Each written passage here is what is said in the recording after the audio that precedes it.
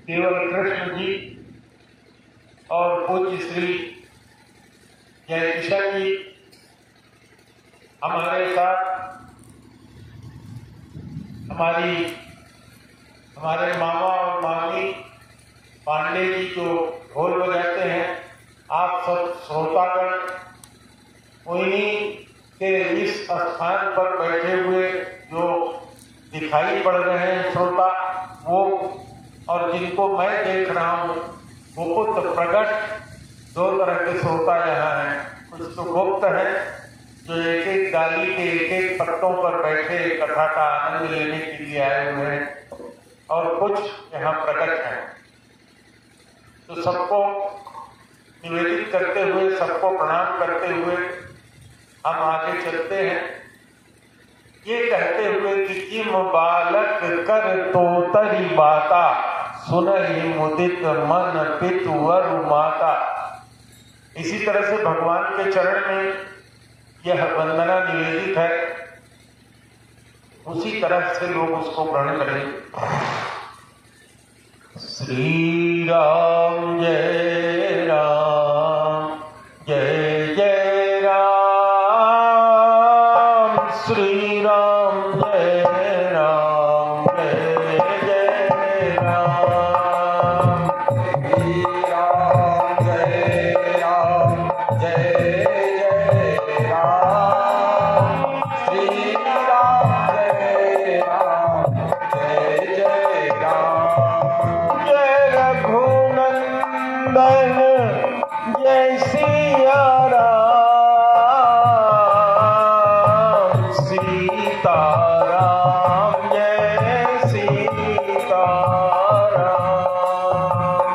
जय रघुनंदन जय सिया राम, सीता राम जय सीता राम।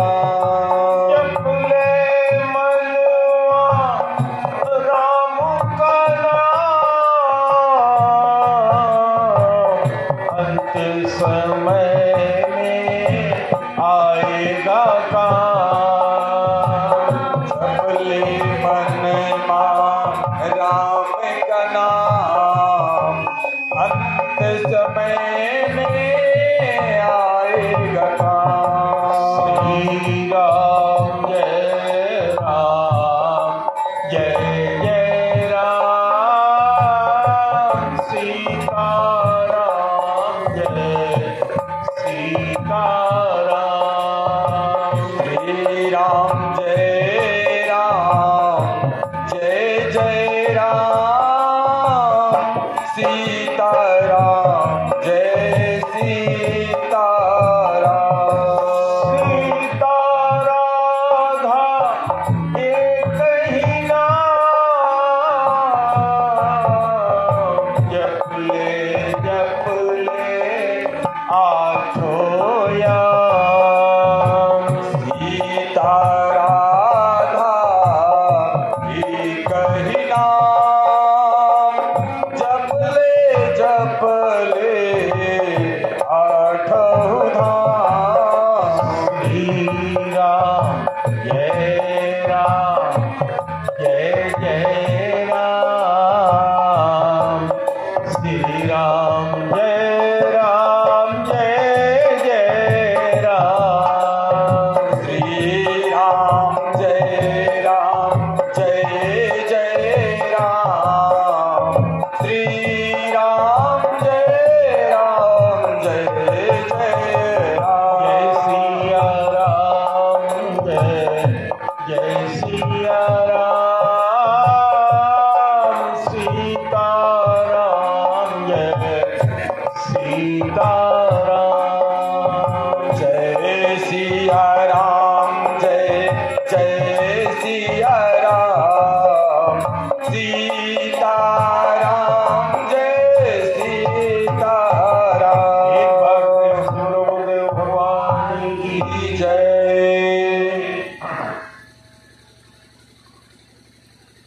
श्री रामचरितमानस का पाठ यहाँ 50 वर्ष से लगातार होता है, कथा भी होती है। उसी क्रम में इस नवरात्र में यह कथा चल रही है। मैं जानना चाहता हूँ क्या दोनों नवरात्र में ये कथा होती है या केवल चैत्र नवरात्र में? केवल चैत्र के नवरात्र। बहुत सुंदर। तो राम की जो कथा है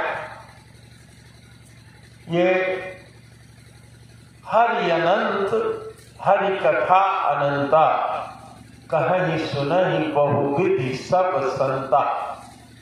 हरि अनंत है, राम अनंत है, उनकी कथा भी अनंत है और संत लोग भांति भांति से इसको कहते, सुनते और आनंद मनाते। कथा प्रारंभ करते हुए जो राम का नाम लिया उसमें कहा जय रघुनंदन जय सिया राम।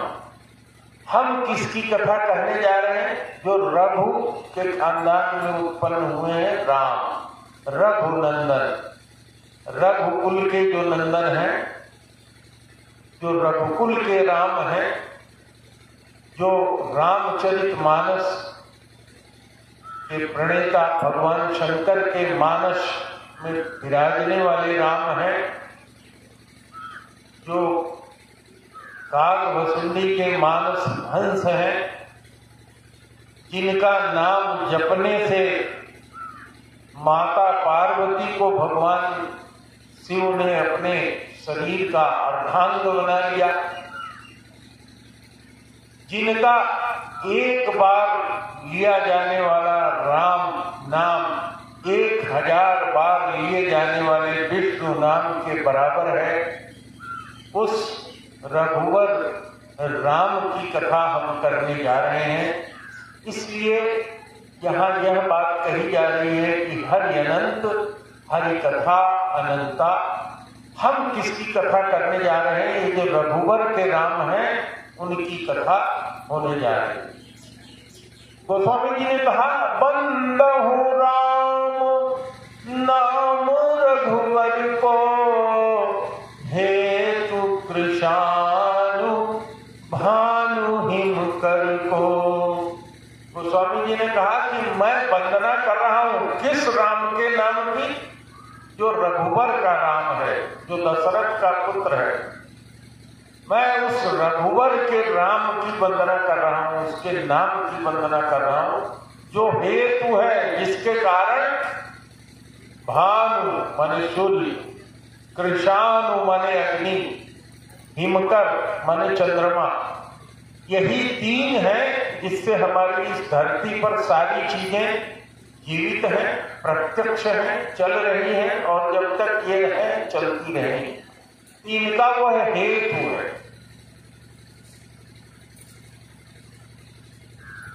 तो उस राम की कथा हम करें। अब इस कथा की शुरुआत हम एक प्रसंग से कर रहे हैं। इस रामचरितमानस में 3 श्रोता और 3 वक्ता।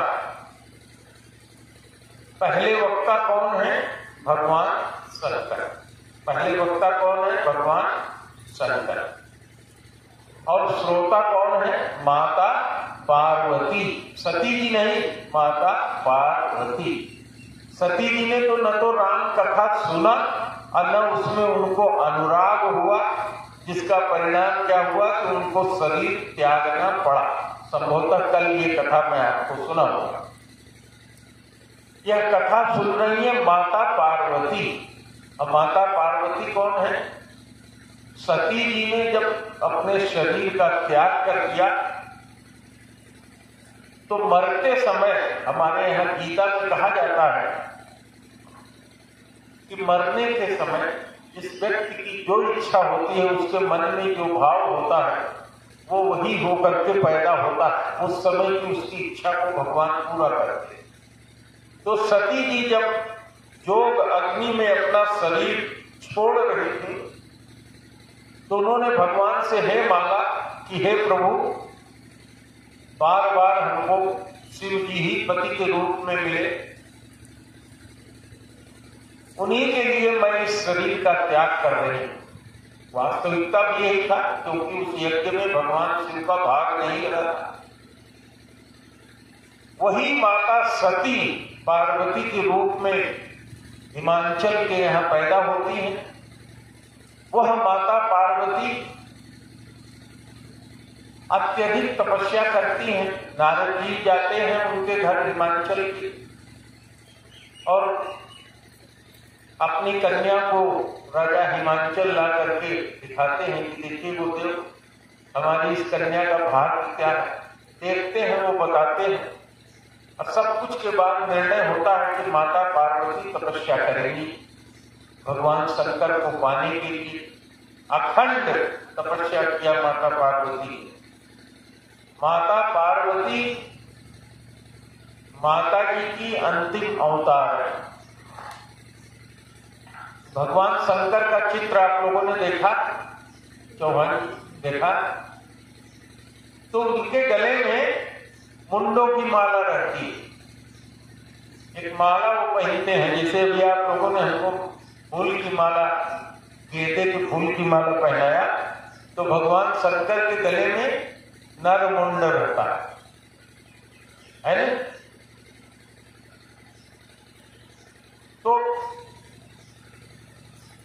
वो क्यों पहना करते थे, इस पर भी झगड़ा लगाया था नारद जी ने। नारद जी ने जाकर के अपनी शिष्या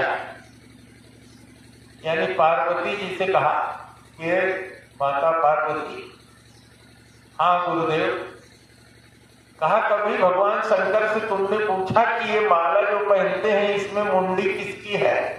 कहा नहीं महाराज, हमने तो ये पूछा नहीं। एक बार पूछा था तो ये हाल हुआ कि शरीर छोड़ना पड़ा। अब दोबारा हिम्मत नहीं कि हम उनसे कुछ पूछे। नहीं पूछो, इसमें कोई तुम्हारी हानि नहीं है, फायदा है। तो कहे वो गुरुदेव कह रहे हैं, गुरु के वचन प्रतीत न जाए, सपने हो सुख संपत्ति नहीं पाए। वही पार्वती जी है जिन्होंने कहा था जिसको अपने गुरु के वचनों में विश्वास न हो उसको सपने में भी सुख और संपत्ति नहीं मिल सकती। तो कहा जरूर पूछोगी महाराज। भगवान शंकर के यहाँ गए, जब सुख आसन में भगवान बैठे तो उनसे कहा, हे प्रभु, एक चीज पूछना चाहती हूँ। हाँ पार्वती पूछो। कहा कि प्रभु, कभी कभी आप मुंड की माला पहने रहते हैं, तो ये मुंड किसके हैं? मुस्कुराए। कहे कि जानना चाहती हो?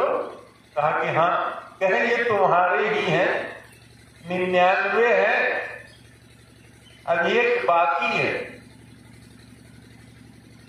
100 पूरा होगा। माता की हंसी। कहे अब पूरा नहीं होने वाला है। कहे क्यों?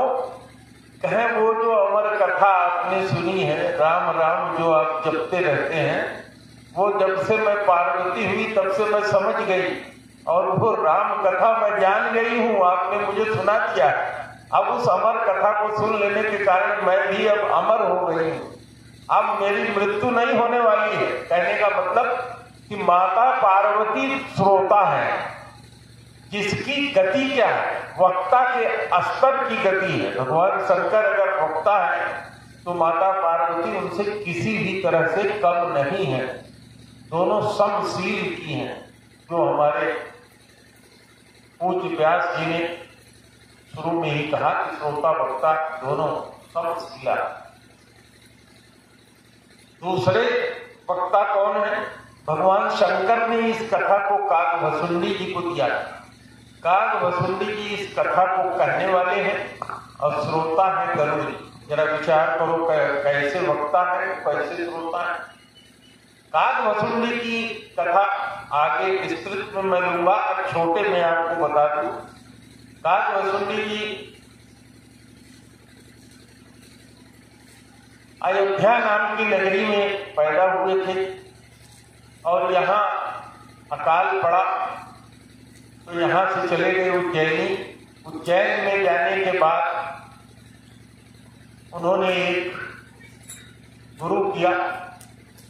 गुरु जी ने उनको बताया, मंत्र दिया वो शिव मंदिर में बैठ करके जप कर रहे थे भगवान शंकर का, शिव जी का, ओम नमः शिवाय। उसी समय उनके गुरु जी वहां मंदिर में पधार गए। उन्होंने उठ करके गुरु को न प्रणाम किया न दंडवत किया। उनके मन में आया कि मैं तो भगवान की पूजा कर रहा हूँ, भगवान शंकर। तो शंकर जी तो बड़े हैं, गुरु जी उनसे छोटे ही होंगे। जब उनकी पूजा कर रहा हूँ तो उनकी पूजा छोड़ के कैसे मैं गुरुदेव को प्रणाम करूँ। भगवान शंकर नाराज हो गए, उनके जप से प्रसन्न नहीं हुए, बल्कि उनके इस व्यवहार से नाराज हो गए। और क्या कहा, योन देव दंड खल तोरा, भ्रष्ट हो श्रुति मार्ग मोरा। अब उन्होंने कहा जाओ 1000 बार सांप होकर के पैदा हो। एक कमी उनके अंदर और थी, क्या उस जन्म भगवान शंकर के तो उपासक थे, लेकिन हरि के निंदक थे, भगवान विष्णु की निंदा करते। उनको सुहाता नहीं था कि शंकर जी की बराबरी भगवान विष्णु जी की है। उनको अच्छा नहीं लगता था, विष्णु जी अच्छे नहीं लगते, विष्णु जी के भक्त अच्छे नहीं लगते थे। उनके गुरुदेव बार बार उनको समझाते थे कि बेटा दोनों में कोई अंतर नहीं है, लेकिन उनके ये बात समझ में नहीं आई। ऐसा सठ, ऐसा मूर्ख, ऐसा व्यक्ति देखिए, कभी कभी सांप से उद्धार, कभी कभी नहीं, रामायण महाभारत भागवत सब में मैंने देखा है जिसको श्राप मिला है उसकी मुक्ति हो गई है, वो बहुत पूज्य पद पा गया। तो गुरुदेव ने फिर प्रार्थना किया शंकर जी की। आप सब लोग जानते हैं, भगवान शंकर फिर प्रसन्न हुए, कहा गुरुदेव आप नारायण नहीं हुए, पहली आपकी बात ये देख के मैं प्रसन्न हुआ। और दूसरा, आप इसके लिए प्रार्थना कर रहे हैं इतनी दयालुता कि ये भी देख के मैं प्रसन्न हुआ, मांगिए वरदान। तो उन्होंने कहा महाराज पहला वरदान तो ये दे दीजिए कि मेरे शिष्य को जो आपने ये श्राप दिया है कि 1000 बार ये सांप होकर के ओतड़ में पैदा हो। सांप की उम्र क्या होती है, बहुत लंबी होती है, हजारों साल, 2-2 हजार साल जीता है। और इसके जो दुर्गत हो जाएगी इतने बार में, तो अब इसके सांप का कोई अनुग्रह कर दीजिए महाराज। तो भगवान ने कहा ठीक है, जो मैंने श्राप दे दिया वो तो अन्यथा नहीं होगा, लेकिन जन्म लेते मरते समय जो दुख होता है वो इसको नहीं होगा, इसकी स्मृति भी बरकरार रहेगी, लेकिन जन्म तो इसको लेना पड़ेगा। और बहुत अल्प समय में ये उसको मुक्त होकर के फिर अल्प समय में वो फिर मुक्त हो गए, ब्राह्मण का शरीर पाया उन्होंने। फिर वो काल वसुंधरी, उनके फिर ये समझ में नहीं आ रहा था कि मैं निर्गुण ब्रह्म की उपासना करूं कि सगुण की उपासना करूं। किसी तरह से उनके मन में आया कि लोमस ऋषि के पास जाऊं, उनसे शायद हमको ये मिल जाए कि मैं सगुण ब्रह्म की आराधना हरि की कैसे करूं। लोमस ऋषि कौन है? एक कल कहते हैं 1000 बार जब सतयुग, त्रेता, द्वापर और कलयुग बीत जाता है, 4,32,000 वर्ष का कलयुग, उसका 2 गुना यानी 8,64,000 वर्ष का द्वापर, उसका 2 गुना त्रेता, उसका 4 गुना सतयुग। इतना जब 1000 बार गुजर जाता है तब एक कल्प बीतता है। तो वो ऐसे ऋषि थे कि जब एक कल्प बीतता था तो उनका एक बाल झड़ जाता था, माने उनका कभी अंत नहीं होता है। लोमस ऋषि का हमेशा से है, हमेशा रहे, एक कल्प में एक बाल उनका गिर जाता है धरती। उस लोमस ऋषि से जाके इन्होंने कहा प्रभु मुझको सगुन की आराधना कैसे किया जाए ये बताइए। तो उन्होंने देखा कि एक ज्ञानी व्यक्ति है, थोड़ा सा सगुण की उपासना बताया, फिर निर्गुण तो चले गए। इन्होंने कहा महाराज मैं आपसे सगुण पूछ रहा हूं, फिर थोड़ा सा सगुण बताया, फिर निर्गुण पर चले गए। फिर इन्होंने कहा महाराज मैं आपसे सगुण की उपासना पूछ रहा हूं, फिर थोड़ा सा उन्होंने बताया, फिर निर्गुण में चले गए। तो इन्होंने कहा कि हे प्रभु, हे गुरुदेव, हे ऋषिवर, मुझको निर्गुण दूर करिए, मुझको सगुण बताइए, सगुण उपासना बताइए। बार बार अपना पक्ष रख रहे थे। तो गोस्वामी जी लिखते हैं कि यदि कोई बार बार अतिशय रगड़ करे जो कोई प्रकट अनल चंदन से हुई। और भी उन्होंने कहा कि बार बार किसी भी के सामने यदि अपना पक्ष बार बार हट करके रखा जाए तो किसी को भी क्रोध आ जाएगा। और मुनिवर ने क्या देखा कि ये बार बार अपना ही पक्ष रख रहा है, तो उन्होंने कहा क्या हो पक्षी चंडाला, तुम पक्षी हो जाओ। पक्षी जो अपना ही पक्ष रखे, केवल अपना ही पक्ष रखे, अपना ही पक्ष ले, वो हुआ पक्षी। कहा उसमें भी चंडाल पक्षी हो जाओ। और तुरंत वो चंडाल पक्षी कौवा का शरीर उनको मिल गया और उड़ चले। वो जब 2 किलोमीटर उड़ के गए तो लोमस जी ने कहा है इधर आओ। लोग क्या है, अपने मन में वो सोच रहे थे कि द्वैत और अद्वैत की बात, ये अद्वैत का उनको उपदेश दे रहे हैं और इनके अंदर खुद ही द्वैत है। अगर ये अच्छे असली अद्वैती होते तो इनको क्रोध भला आता। और फिर काग वसुंधरी जो कौवा हो गए तो उन्होंने अपने मन में सोचा कि मेरे प्रभु की ही इच्छा थी, इस कारण मुझको ये श्राप इन्होंने दिया। और फिर मुझको बुलाकर हैं और फिर मुझसे पूछ रहे हैं कि क्यों, ये क्या जानना चाहता है। तो उन्होंने फिर कहा महाराज राम की उपासना सगुण की बताइए। तो उन्होंने उनको बालक रूप राम का ध्यान बताया। तो दूसरा वक्ता कौन है? काग वसुंधरी जैसा वक्ता है जिसने अपने जीवन में भगवान का दर्शन किया, जिसने भगवान के मुख में उदर में प्रवेश करके सब कुछ जाना, देखा, बाहर आया। आज इसको भगवान की ऐसी कृपा प्राप्त है कि नीलगिरी पर्वत जो आपके बगल के जिले में स्थित है, लखीमपुर खीरी, हम लोग गए हैं वहां पर। उस स्थान पर वो अपना आश्रम बना करके रहते थे और वहां कथा सुनने के लिए कौन आए? गरुड़ जी। गरुड़ जी कौन है? गरुड़ जी भगवान की सवारी है। किसकी सवारी है? विष्णु जी की। भगवान विष्णु हरि जिनको हम करते हैं, उनकी वो सवारी है, हर समय उनके साथ रहने वाले हैं और वो कथा सुनने आए हैं। तो पहले वक्ता भगवान शंकर, श्रोता माता पार्वती, दूसरे वक्ता काग वसुंधरी और श्रोता गरुड़। और गरुड़ जी को भी अभिमान हो गया। लोग कहते हैं अभिमान होने से क्या हो जाता है? आदमी गिर जाता है। नहीं, मैं ये नहीं कहता।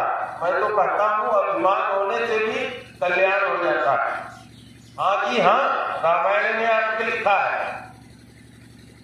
आप लोग पूछे नहीं महाराज कहाँ लिखा है, मैं सुना रहा हूं आपको। भवबंधन ते छूटहि नर पूजा करना। गरुड़ जी सोच रहे हैं अपने मन में कि भव बंधन से छूट जाता है आदमी राम का इस नाम जपने से।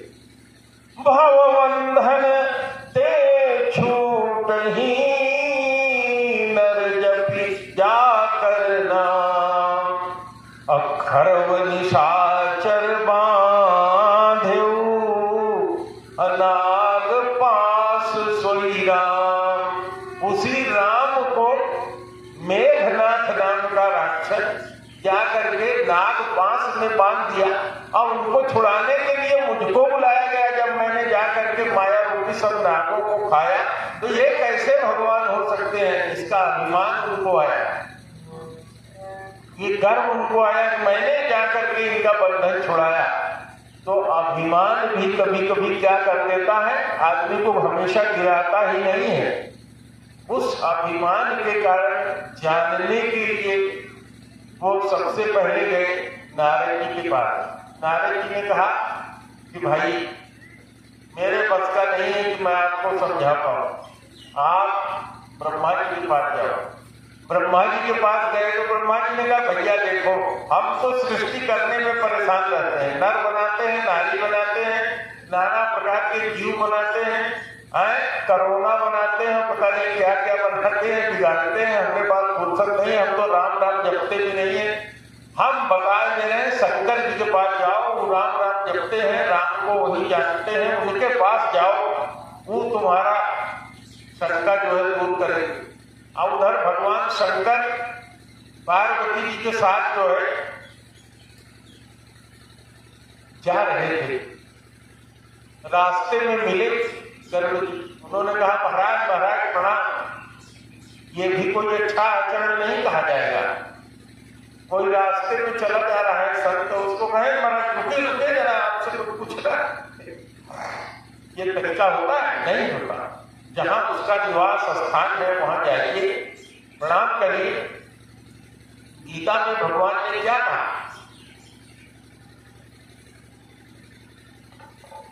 कि क्या करके जिससे कुछ पूछना है उसके यहाँ जाओ, तद्वृद्धि परिपातेन परिप्रश्नेन सेवया, उसके सामने डंडे की तरह से गिर जाओ।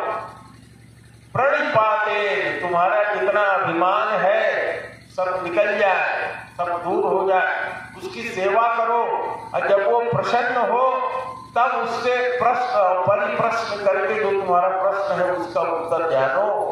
यह तरीका है हमारे यहाँ बताया। और गरुड़ जी भगवान के साथ रहने वाले। अब भगवान शंकर से रास्ते में पूछ लिया महाराज, अरे खर्व निशाचर बांध दिया था उस राम को जिनका नाम आप बार बार जपते रहते हैं। तो भगवान शंकर ने सोचा ओहो ये तो पंछी है। तो उन्होंने कहा खग जाने खगरी के बाबा, ये खग है, आकाश में उड़ने वाला है, पक्षी है। इसको जब किसी दूसरे पक्षी के पास भेजा जाएगा तो अपना अपना पक्ष सब रखेंगे और निष्पक्ष हो जाएंगे। भेज दिया उनको कि जाओ तो काकभूषुंडी जी के पास, तुम्हारा ये जो सत्ता है ये वही दूर करेंगे। तो अभिमान उनको हुआ। अभिमान के साथ क्या हुआ? सत्संग हुआ। नारद जी का संग जिसको भी मिला उसका कल्याण ही हो गया। कोई एक उदाहरण नहीं गिना सकते आप जिसको नारद मिले हो उसका कल्याण न मिला, न हुआ, सबका कल्याण। तो दूसरे वक्ता कौन है? काकभूषुंडी। और श्रोता कौन है? गरुड़। और तीसरे वक्ता कौन है? याज्ञवल्क्य। याज्ञवल्क्य जी कौन है? कोई मामूली आदमी नहीं। याज्ञवल्क्य जी वह ऋषि हैं जिन्होंने ऋग्वेद, यजुर्वेद, सामवेद, अथर्ववेद, तो इसमें जो यजुर्वेद है, यजुर्वेद की कई शाखाएं हैं, जिसमें दो प्रमुख शाखा है, एक शुक्ल यजुर्वेद और एक कृष्ण यजुर्वेद। कृष्ण यजुर्वेद के उस समय प्रणेता थे वैशंपायन जी। वैशंपायन जी महान ऋषि थे। उस समय केवल एक ही यजुर्वेद था जिसको आज कृष्ण यजुर्वेद कहा जाता है। उनके ये भांजे याज्ञवल्क्य मामा उनके गुरु भी थे और उन्हीं के यहाँ रह करके पढ़ते। एक बार किसी मंत्र के अन्वय में पाणिनि जी के सूत्र से अन्वय हो रहा था, उसमें भांजे ने अपने मामा को, अपने गुरु को कहा कि गुरुदेव ऐसे नहीं ऐसे। इतने पर वैशंपायन जी नाराज हो गए बार बार माफी मांगा याज्ञवल्क्य ने, लेकिन उन्होंने कहा ना, तू उदंड है, तुझे माफ नहीं करूंगा, जितनी विद्या मैंने तुम्हें दिया है सब पलटी कर दो, यही उल्टी करके जाओ, माने हमारी विद्या का तुम आगे उपयोग नहीं करोगे, अब तुम्हारी विद्या नष्ट हो जाए। उन्होंने जो उस समय कृष्ण यजुर्वेद सीखा था उसकी उन्होंने उल्टी कर दिया और उसको तीतर बन करके उनके शिष्यों ने, वैशंपायन के शिष्यों ने ग्रहण किया, जिससे बना हुआ जो उपनिषद है आज तैत्तरीय उपनिषद कहलाता है। शुक्ल यजुर्वेद इन्होंने फिर भगवान सूर्य की उपासना किया और उनकी उपासना के बाद यजुर्वेद जो आज के हमारे यहाँ चालू है वह यजुर्वेद लिखने वाले हैं याज्ञवल्क्य। इनके लिए गोस्वामी जी क्या कहते हैं कि तीनों काल, वर्तमान, भूत और भविष्य, और सब लोग उनके हाथ में हथेली में आंवलक के समान, आंवले के जैसे आंवला हाथ में रखा हो उस तरह से देखने वाली गति, इस तरह के वक्ता। तो तीसरे वक्ता है याज्ञवल्क्य जी और श्रोता कौन है? भरद्वाज जी।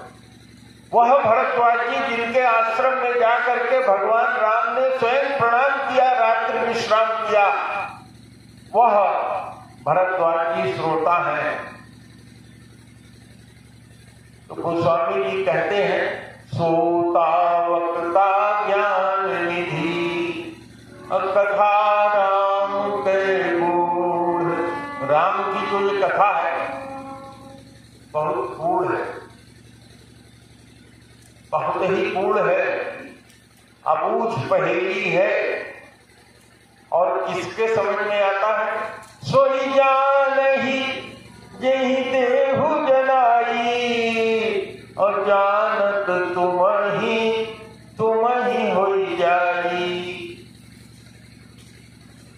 ये राम को वही जान पाता है जिसको वो जना देते हैं, जिस पर उनकी कृपा हो जाती है। सबके बस का नहीं है कि सब राम के भक्त हो जाए और राम को पा जाए, और जो उनको जान जाता है वो राम ही हो जाता है। तो वो भरद्वाज जी है श्रोता।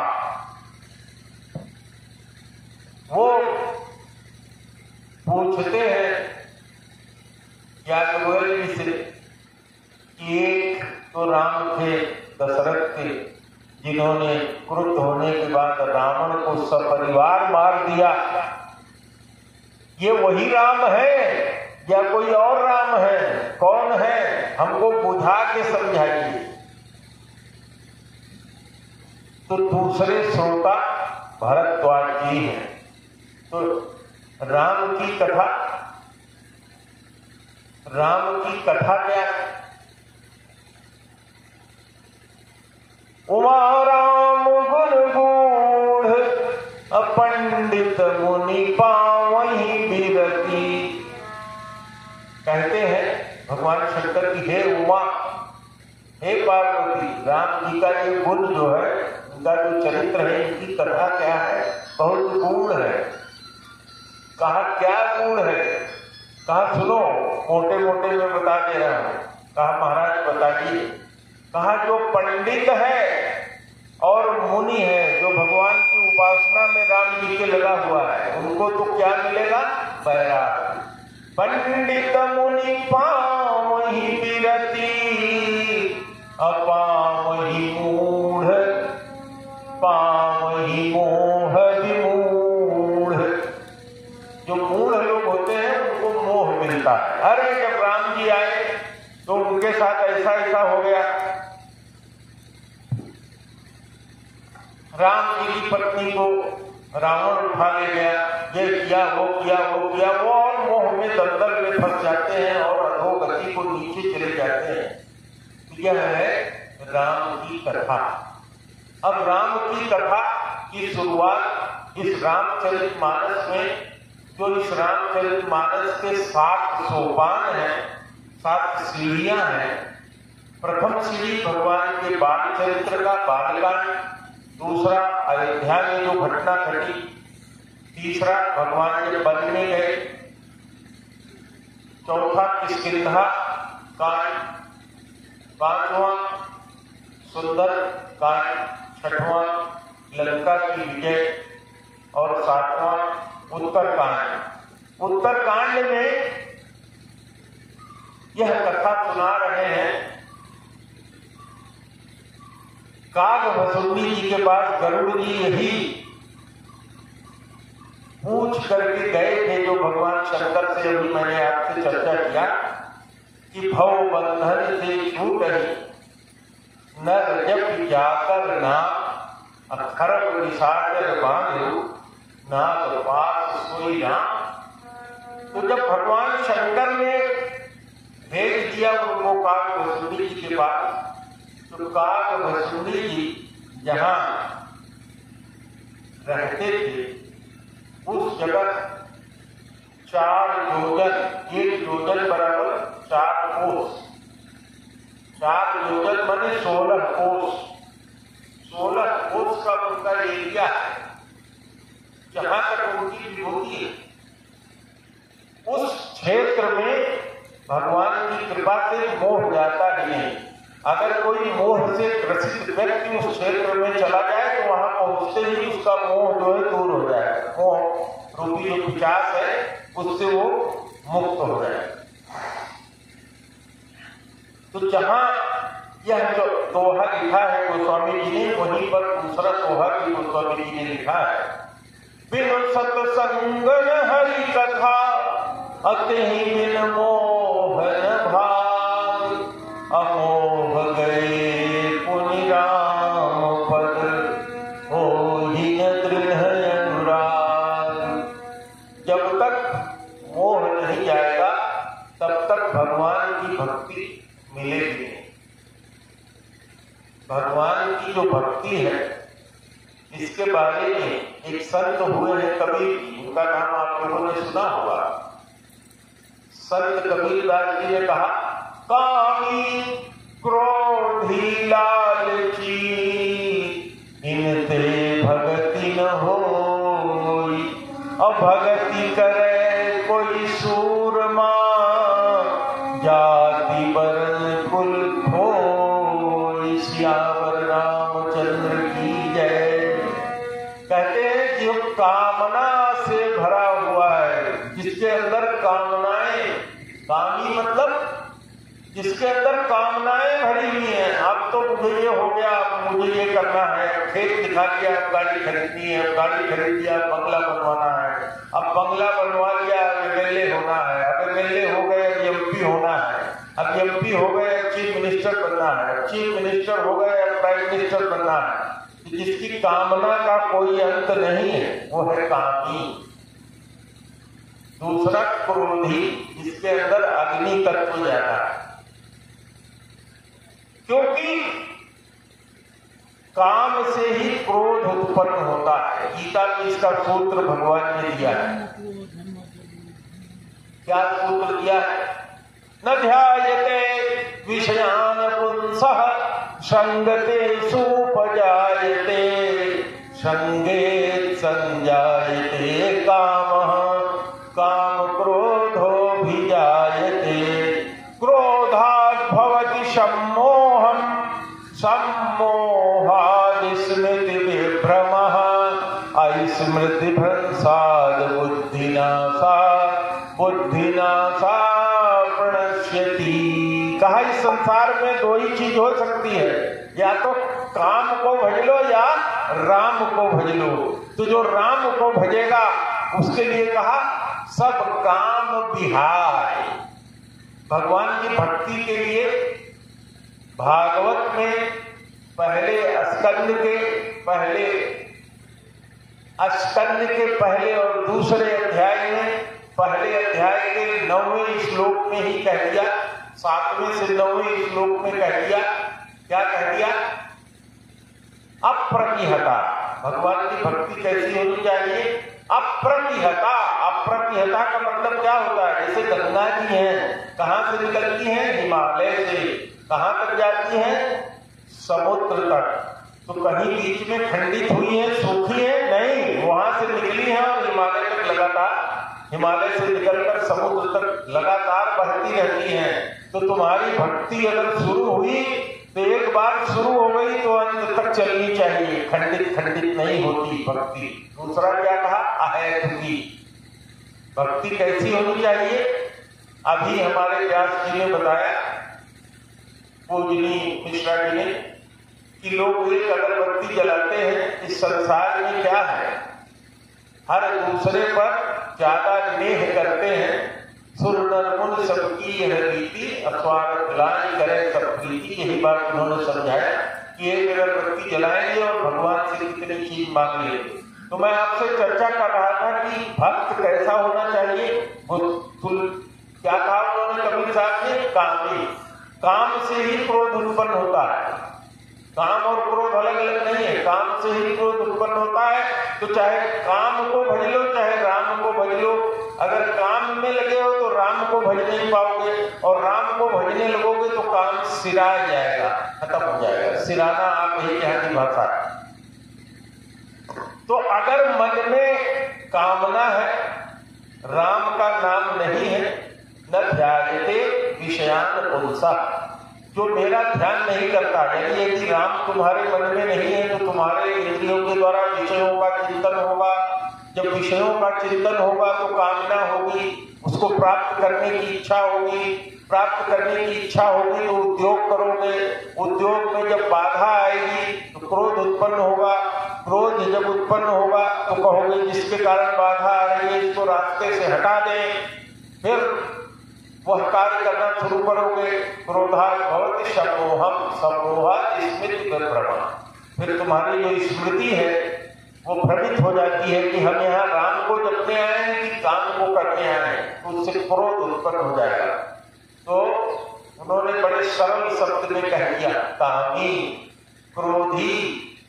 तो काम से ही उत्पन्न होता है क्रोध, और काम से ही उत्पन्न होती है लालच। काम से कैसे लालच उत्पन्न होता है?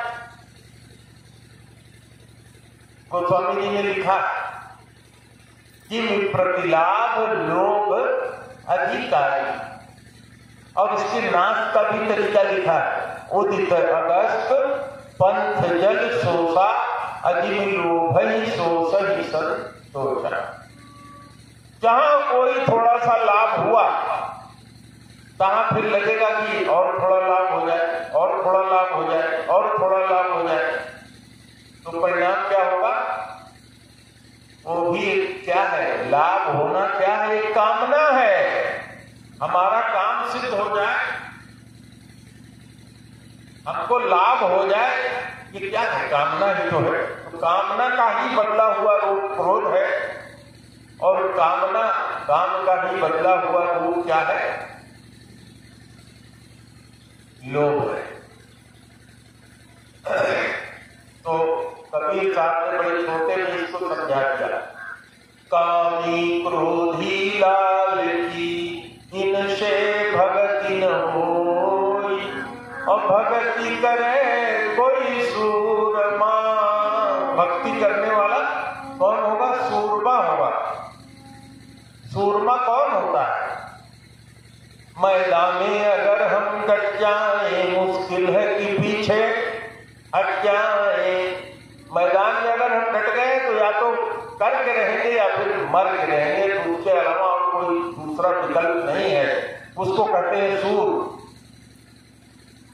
तो जो भक्ति वही कर सकता है कि जो एक बार मन में ठान लिया कि मुझे भगवान का भजन करना है, तो करना है तो करना है। जितनी भी बाधा आएगी वो सब राम जी पार करेंगे। तेरा राम जी करेंगे तेरा पार। याद है? सुना सुना।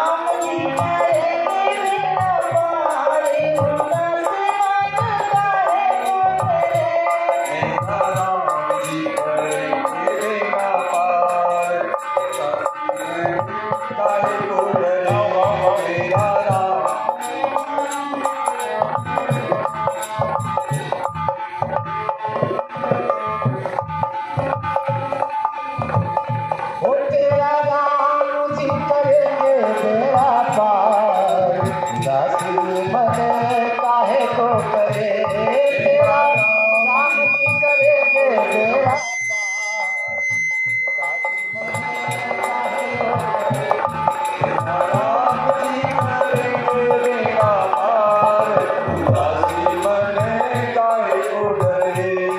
तो नैया तेरी राम हवाले, लहर लहर हर आप संभाले, नैया तेरी राम हवाले, नैया तेरी राम हवाले, लहर लहर हर आप संभाले।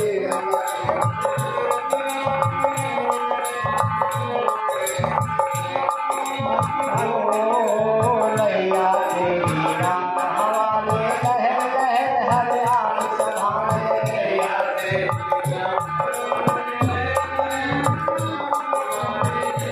गोरी सौ मुझे तो देखो एक बार, उदासी मन काहे को करे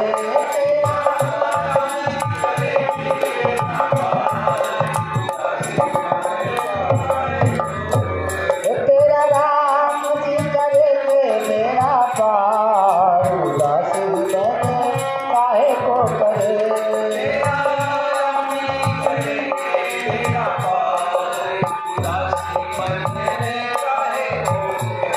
तो काबू में मझधार उसी के हाथों में पतवार, उसी के काबू में मझधार उसी के हाथों में पतवार, काबू में मझधार उसी के हाथों में पतवार, उसी के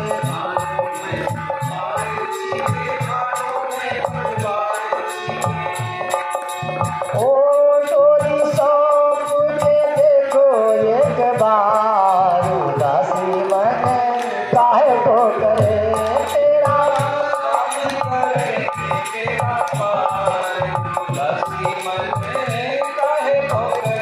ओ तेरा राम जी करेंगे बेड़ा पार, उदासी मन काहे को करे।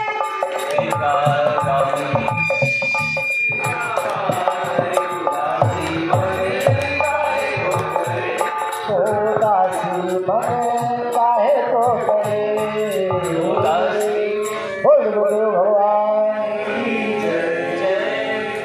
हाँ, आरती शुरू होगी। अब कथा आज यही विश्राम हो जाएगा। 5 बज रहा है। कल कथा फिर 2 बजे से शुरू हो जाएगी। 5 बजे तक कथा का समय है, तो अब आप लोग आरती शुरू करें। रामायण जी की आरती शुरू करिए। ओम जन्मेन कृष्णमय सर्वदेवाय स्वामिधर्माय प्रमाणमयाय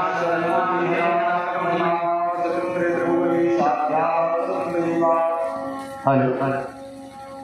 ओम रामाय रामभद्राय रामचंद्राय वेदसे रघुनाथाय नाथाय सीताय पतये नमः।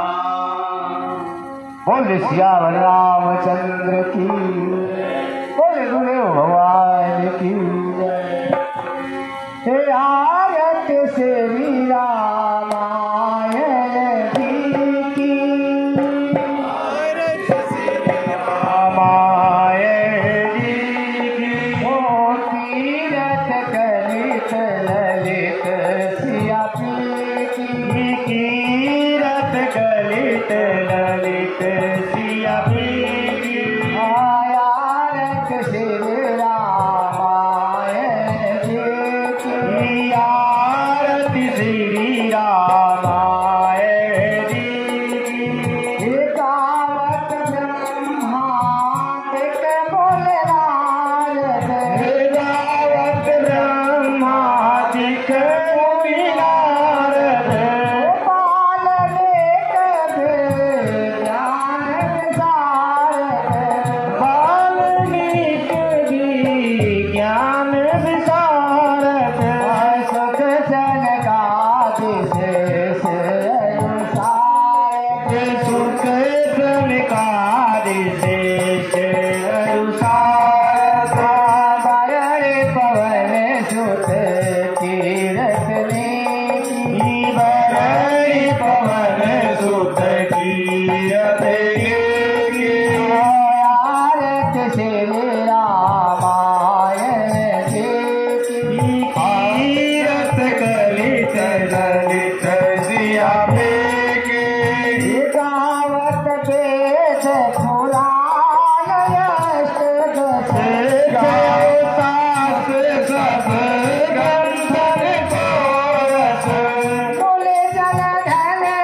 अंतर को सर्वस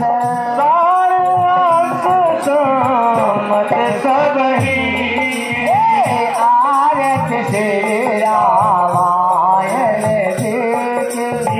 तीरथ कलित ललित जिया गावत संकट श्याम भवानी अरुघट संभव मुनि ज्ञानी व्यास रागे कबे वर्ज बखाने आकाश भूषण गरुड़ की भारत श्री रामायण तीरथ कलित ललित सिया ऊपले मलहार विषय रस की सुभग सिंगार मोती तुलसी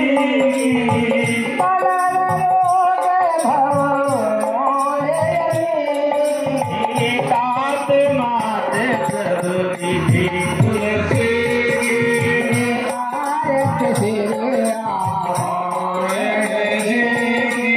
तीरथ कलित ललित सिया बोल श्याम रामचंद्र की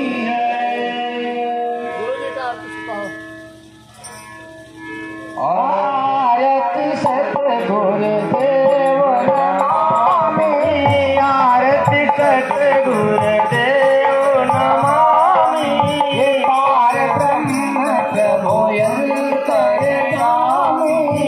पार ब्रह्म प्रभुअन्तर्यामि आरती सतगुरुदेव नमामि आरती सतगुरुदेव नमामि पार ब्रह्म प्रभोयन्तर्यामि पार ब्रह्म